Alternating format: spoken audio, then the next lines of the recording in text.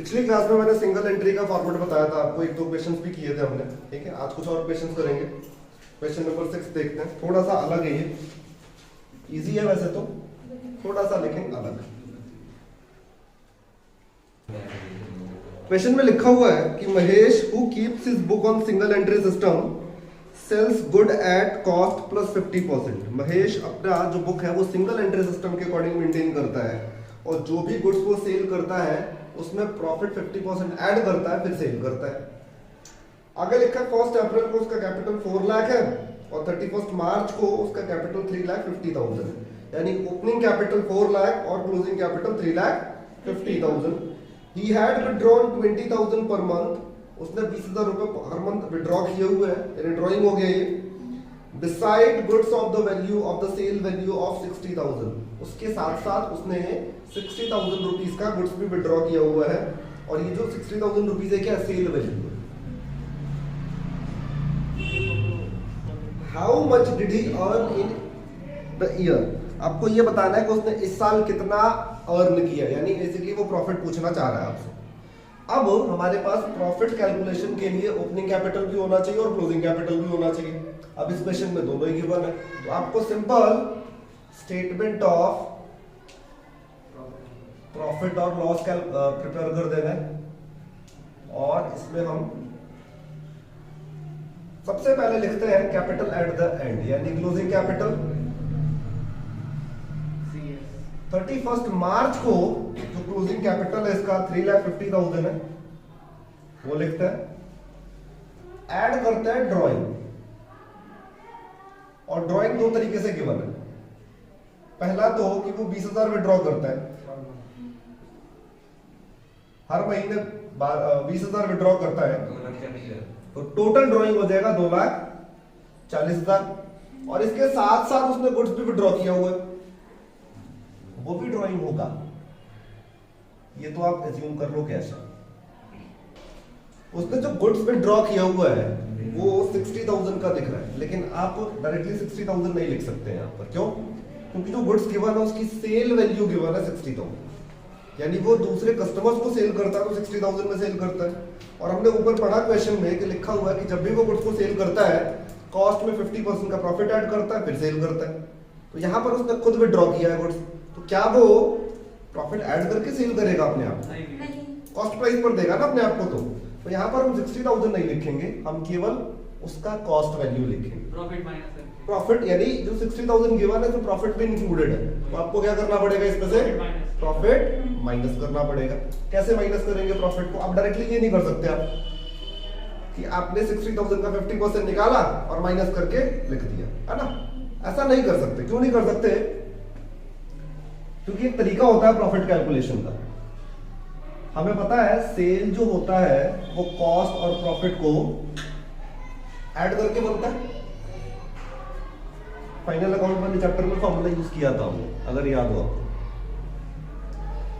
इस क्वेश्चन में प्रॉफिट कितने परसेंट है? 50%। प्रॉफिट के सामने 50% लिखा हमने। अब कॉस्ट या सेल में से किसी एक को 100 अज्यूम करना पड़ेगा आपको। परसेंटेज के आगे या परसेंटेज के पीछे? कॉस्ट लिखा होगा तो कॉस्ट को अज्यूम करते हैं, सेल लिखा होता है तो सेल को अज्यूम करते हैं। तो इस क्वेश्चन में कॉस्ट लिखा हुआ है, तो कॉस्ट को 100 अज्यूम करेंगे तो सेल की वैल्यू कितनी हो गई? 150 हो गई। तो अभी जो 60,000 है ये कॉस्ट है या सेल है? सेल वैल्यू है, तो यानी हमें 150 की वैल्यू पता है, तो 60,000 जो है सेल वैल्यू है, तो इसको डिवाइड भी किससे करना है? सेल वैल्यू से ही डिवाइड करना है। कॉस्ट होता तो किससे डिवाइड करते? है ना? तब तो कैलकुलेट करने की जरूरत ही नहीं पड़ती, वैसे तो हम कॉस्ट ही लिख देते हैं यहाँ पे सीधा। तो जो वैल्यू गिवन है उसी से डिवाइड किया हमने, और जो हमें फाइंड करना होता है उससे करता है मल्टीप्लाई। क्या फाइंड करना है? प्रॉफिट माइनस, यानी सीधा कॉस्ट पता करना है हमें, तो हम सीधा क्या कर दें, 100 की वैल्यू निकाल लें, आ जाएगा 40,000।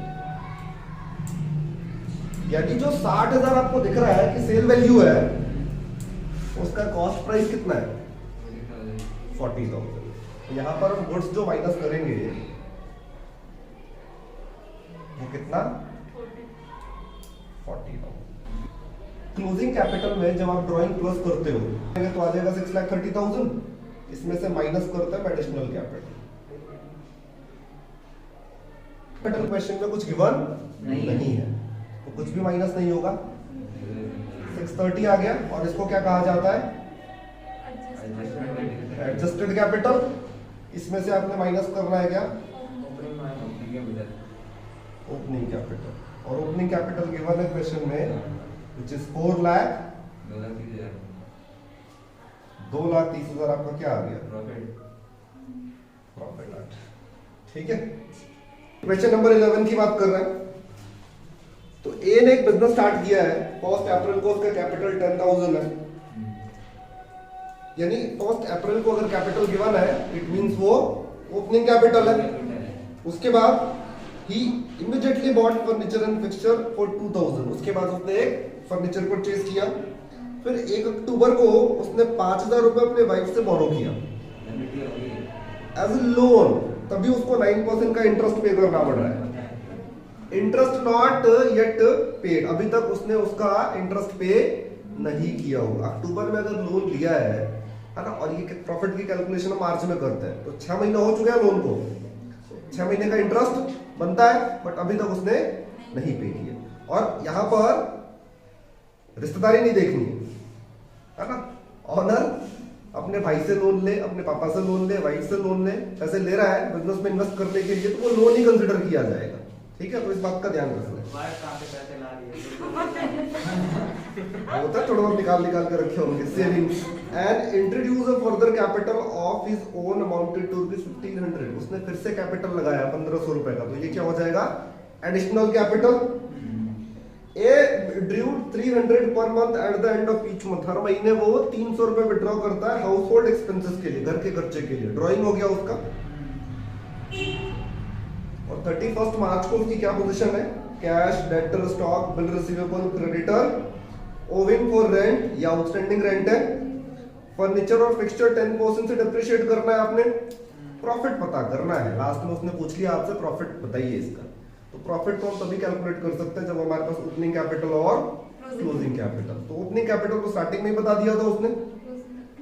क्लोजिंग कैपिटल आपको कैलकुलेट करना पड़ेगा। और कैसे कैलकुलेट करना है?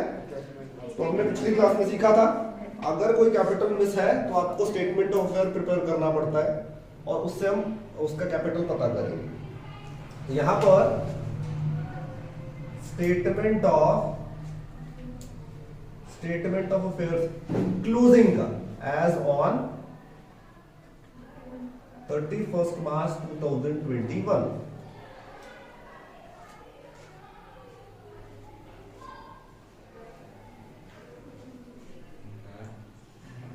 एग्जैक्टली बैलेंस शीट की तरह होता है।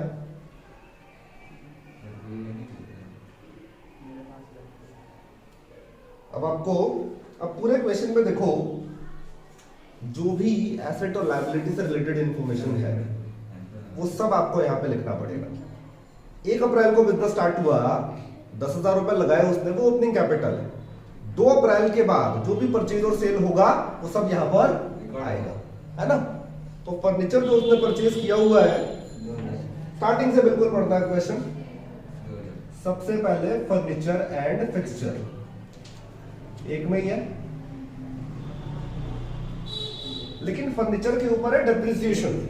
जब भी आप क्लोजिंग का स्टेटमेंट ऑफ अफेयर करते हो ना प्रिपेयर, तो याद रखना है कि अगर कोई डेप्रिसिएशन एसेट के ऊपर गिवन है वो प्लस माइनस करना है आपने। ओपनिंग वाले में हम कुछ भी प्लस माइनस नहीं करते, like depreciation, provision for doubtful debt, ऐसा कुछ भी प्लस माइनस नहीं होता है। लेकिन क्लोजिंग वाले में आपको माइनस करना है। तो फर्नीचर एंड फिक्सचर के ऊपर डेप्रिसिएशन था कितने परसेंट का? 200। तो 200 आ जाएगा 1800। उसके बाद 1 अक्टूबर को उसने वाइफ से लोन लिया था, वो भी हम लिखेंगे, है ना, क्योंकि 1 अप्रैल के बाद जो भी ट्रांजैक्शन होता है वो क्लोजिंग का पार्ट माना जाता है। तो यहां पर हम लोन फ्रॉम वाइफ लिखेंगे, कितना? 5,000। और इसके ऊपर का इंटरेस्ट अभी तक पे नहीं हुआ है, तो इंटरेस्ट क्या हो जाएगा? आउटस्टैंडिंग। वो हमें लायबिलिटी साइड में लिखना है। इंटरेस्ट ऑन वाइफ लोन कितने परसेंट के हिसाब से, कितने मंथ का, 6 महीने का। तो 5,000 रुपए 9% के हिसाब से 6 महीने का आपने कैलकुलेट करना है। ये आ जाएगा 225। उसके बाद एडिशनल कैपिटल की इंफॉर्मेशन है, वो तो हम प्रॉफिट कैलकुलेट करते टाइम करते हैं। उसके बाद ड्राइंग की बात है, वो भी प्रॉफिट कैलकुलेट करते टाइम करेंगे। उसके बाद एसेट और लायबिलिटी की information, cash in hand given है 2800, सन्ड्री डेटर गिवन है, कई बार सन्ड्री डेटर पे ना प्रोविजन गिवन होता है, तो अगर है तो माइनस करना है, केवल क्लोजिंग। उसके बाद स्टॉक कितना है 60,800,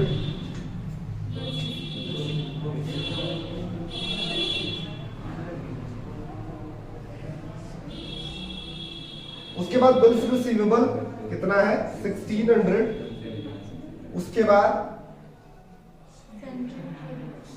सन्ड्री क्रेडिटर्स कितना है 500।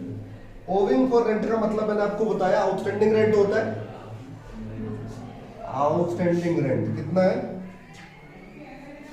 150। उसके बाद फर्नीचर एंड फिक्सचर पर डेप्रिसिएशन वो ऑलरेडी माइनस हो चुका है, बातें नहीं।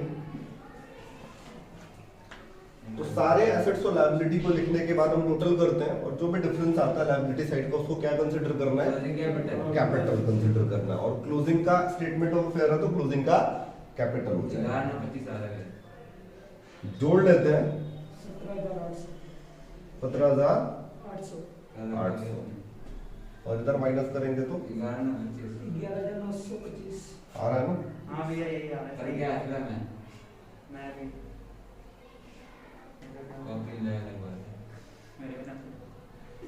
ठीक है जी। एसेट साइड का टोटल 17,800, और आप लायबिलिटी साइड की वैल्यूज को जब माइनस करते हो तो डिफरेंस आता है 11,925, और ये कंसीडर कर लेंगे क्लोजिंग का कैपिटल। अब हम प्रॉफिट कैलकुलेट करते हैं।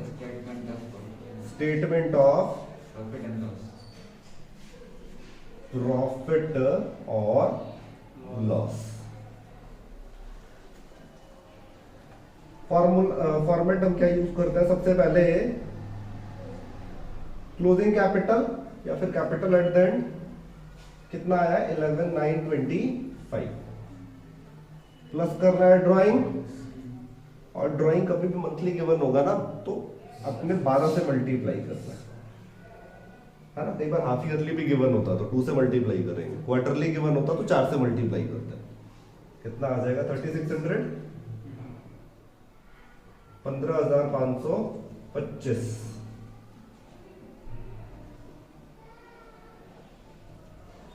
इसके बाद एडिशनल कैपिटल हमें क्या करना है, माइनस, और एडिशनल कैपिटल 1500 गिवन है, 14,025। यह आपका एडजस्टेड कैपिटल आ गया। उसके बाद क्या माइनस करेंगे, ओपनिंग कैपिटल, और ओपनिंग कैपिटल 10,000 है, तो आपका प्रॉफिट आ गया 4,000, है ना। पॉजिटिव आ रहा है मतलब प्रॉफिट है, नेगेटिव भी आ सकता, हो सकता था कि 10,000 ऊपर होता, 14,025 नीचे हो, तो लॉस हो जाएगा। यहाँ प्रॉफिट डाल के क्या लिखेंगे, ठीक है।